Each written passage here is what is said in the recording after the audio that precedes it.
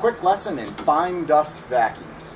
Now, this vacuums is one of those areas that people don't really understand, and they don't know what they're buying and what they need, and that's why we're going to go through a quick lesson. And this is an ideal vacuum. The reason why this one's ideal, it is truly a fine dust vac. It's very lightweight and it's super quiet. It's only 67 dB, so it runs just a little bit over what our normal talking tone would be, so it can run in a very nice bass. A lot of vacuums are much higher and have that high vacuum squeal.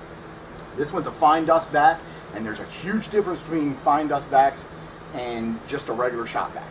It comes from the motors and the filters, and the filters and the filters and the motors. It's the whole package. All those things combined. So here we go. Quick lesson. When you have a vacuum and you're pulling in big particles of debris, it doesn't need much. It's just creating a vacuum. So you just need to create a vacuum. So you have a vacuum motor.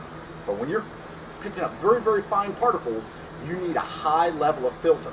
And if you have a high level of filter, a very small holes in your filter, it decreases the air. It's like sucking a milkshake with one of those little coffee stirrer straws. It takes a lot of power to draw it up through that straw.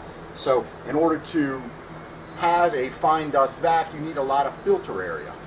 If you have a small filter, the particle velocity has to be so high to get that much air flowing through it that it'll embed these small particles in that filter and will destroy the filter. But if you can have it so the particles slow down, then you can actually clean the filter. A lot of vacuums have multiple ways of cleaning them. You have shaker mechanisms, you have blasts of air where it suspends the vacuum for a moment and blast of air, and they become very cumbersome and complicated. This one uses a bag, and it has a specially designed interior which allows the flow to go 100% around the bag. And when you do that, then the whole bag becomes a filter, a primary filter. So the filters are your key things to these industrial fine dust vacuums. The other thing is the motor. A lot of vacuums, because they're only pulling in big particles, use what they call a through motor. The air goes through the motor, cools the motor. But this is using what we call a bypass motor. A bypass motor uses external air to cool it, and the air drawing through is separate from that. So the reason why that's critical is fine dust can blind the filters temporarily, and it will overheat a through motor, and you'll see the motors get very, very hot.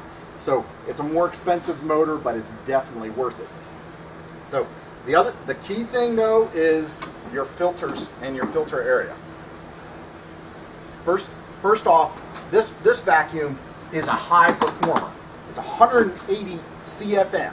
Keep in mind, there's two ways to measure a vacuum's performance.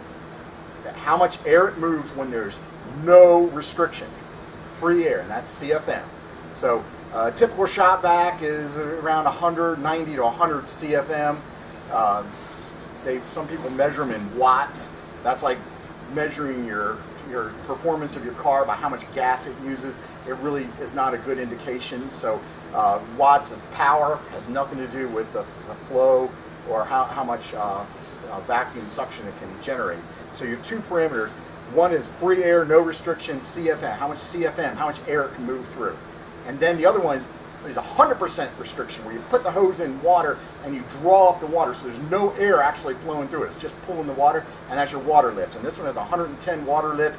So typical inexpensive vacs, you're talking about 90 and 90 is pretty typical. So when you talk about high performance vacs, this is 180 and 110. So this gives you a little bit more performance. So this one has some features to it. It has little feet, so you can set it down without getting the motors dirty. Your primary filter is a bag. And this one's beautiful because when you pull the bag off, when you're done with it, you can seal it up and throw it away. This is your primary filter. So every time you replace this bag, you're replacing the filter that's collecting most of the dust. So you're getting a new filter every time, and it's a very clean vac. So what this filter filters to 5 microns. Now what a micron is, it's a really small part. It's a way of measuring really small particles. So 5 micron particles are the point of getting to be invisible. So you can take a container filter that can filter 5 microns and it will hold water because the surface tension of water. So anything above that is visible particles. And people who use their filters are down to 5 microns or above 5 microns, it's really not filtering fine dust. Those particles are big, huge particles because you can see them. So they get into your body, you have little hairs and things in your body that catch all those particles, and your body has a way of rejecting them.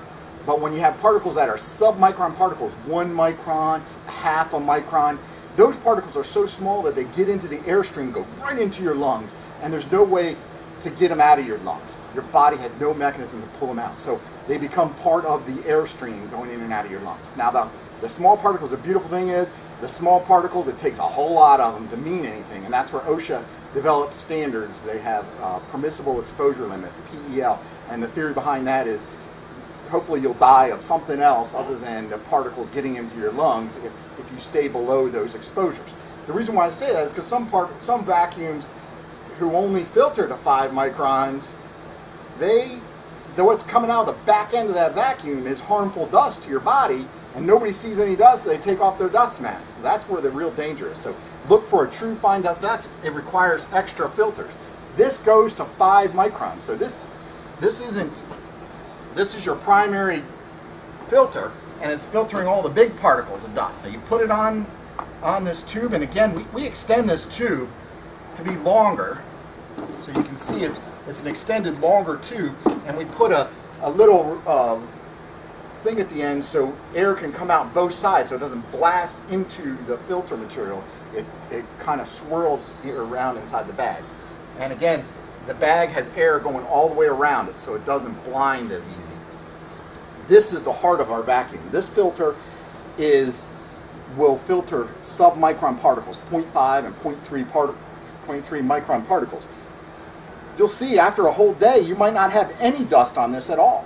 If a little dust gets through that, sometimes the particles are you can't see them, but what they'll do is they'll stick together.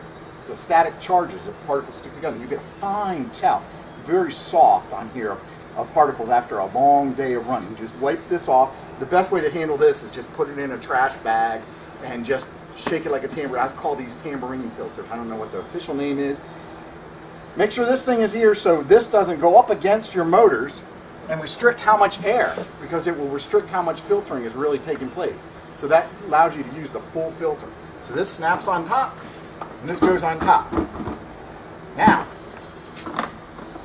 you can also put a HEPA cartridge on here, and you can sell that separately if you need HEPA. But again, the more you're filtering it, it's like taking that coffee stirrer and making it even smaller and smaller yet. So you want to make sure you have you'd rather have more airflow, and then sometimes maybe filter a little bit more instead of 99.9% of the 0.5 dust particles to go 99.99%. So it's a trade-off when you use that HEPA, but you can use it when it's required or when you need to. Ultimately, this vac is a very sturdy vac. It has a real strong body on it. The body of this vac has a 10-year warranty because it's structural foam. It absorbs impacts. You can hit it, impact it, and it won't damage the body. It won't be like metal vacs that ding and dent, scratch, and look ugly after a while. So this one has a hose. You can unscrew the hose. The important thing about hoses, sometimes the longer your hose is to your machine, sometimes the particles settle in your hose, and you have to walk down your hose to get the dust out of it because it settles and restricts the air. When this thing restricts the air, you'll hear it'll have, like every vac, it has like a higher pitch. You can hear it, but since it's so quiet, it's hard to see. So some of these vacs have a light on them. You can see this is an earlier model. The newer models actually have a light that indicates that there's a restriction in the airflow, and you can see it from a distance. So, and that allows you to know when to change the filter or when to look at the filters. This vac is very lightweight, very usable, and the filters, we got 2 different qualities of filters, some really nice, expensive filters, for the bags, and the economy ones are really nice. They're still a cloth filter. You just pitch that primary filter every time you're done with the job. Another thing to look at too is your wattage. This one actually will stay on a 15 amp breaker. It's 2400 watts, when it's using full power, but ideally what you want to do, you want a voltage-friendly vac. Some vacs use more motors or bigger motors, and then they end up going closer to a 20 amp breaker, so they can be the only thing on that dedicated breaker. So it is a voltage-friendly vac, so in that respect. It's easy to service, easy to maintain. It's repairable. All the parts are repairable, and it's, like I said, it's lightweight and it's very easy to use. So it's a quiet vac, lightweight, very powerful, very tough and strong, and those are all the parameters that you're looking for in a small, lightweight vac. But the biggest thing is the price tag. I mean, it is very affordable to compare to comparable vacs in this class.